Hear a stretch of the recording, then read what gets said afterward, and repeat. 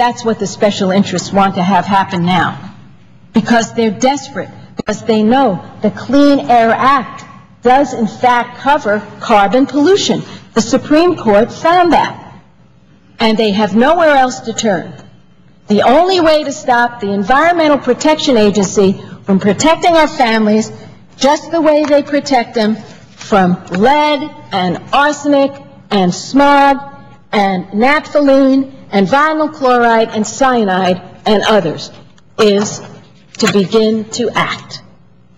Now, we know that the EPA is very aware that we are working on legislation, and they have told us, and I think anyone who would call them, that they're not interested in doing some draconian measures now.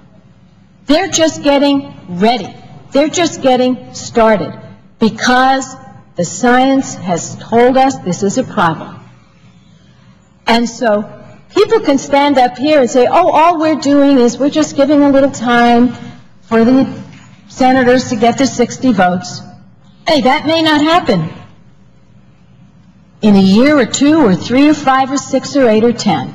Maybe it will happen tomorrow. Believe me, I am working on it, and I'm very hopeful it will work. When you get 80 businesses writing us, telling us in a letter, and they formed a new organization called We Can Lead, and these are very important businesses all across our nation, maybe that will help us act. But until that time, there's only one thing that is available for our people, Mr. President, to protect them, to protect their families, to protect their children, to protect the planet, and that is the Environmental Protection Agency. Now, maybe if you don't like the Environmental Protection Agency and offer an amendment to do away with the EPA, just do away with it. Or try to change the Clean Air Act and say it shouldn't cover carbon, if that's what you want to do. But and by the way, we would debate that very soundly. It would be a good debate. But don't come here and try to repeal a very important scientific and health finding, because that sets a whole new precedent. And Lord knows where it could lead. We have more letters here. My colleague says she stands on the side of the people. Okay, that's her judgment. I would tell you, if you went out and said to people, should the United States Senate repeal a scientific finding that's been signed off on by the Bush administration, the current administration, and healthcare experts all over the country, they'd say, no. What are they doing? What are they meddling in our health? But that's not how the senator is explaining her amendment, her resolution. She says, oh, it's just a little moratorium. It's just going to stop. It's just going to stop this for a little while. Not true. It repeals endangerment finding.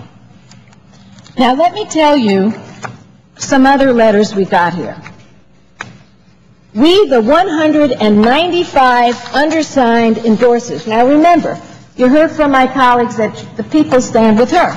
We have a letter here, 195 signers. Urge you to oppose the imminent attack on the Clean Air Act that would undermine public health and prevent action on global warming. This attack comes in the form of an amendment by Senator Murkowski to the debt bill, and they thought it was coming in that form. It is now coming in a different form, which is to reverse the endangerment finding.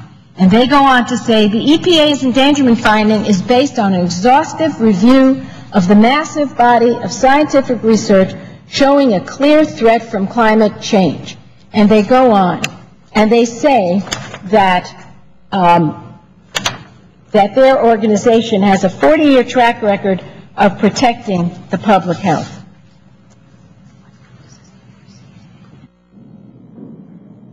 Mr. President, would the senator be willing to yield for a unanimous consent request?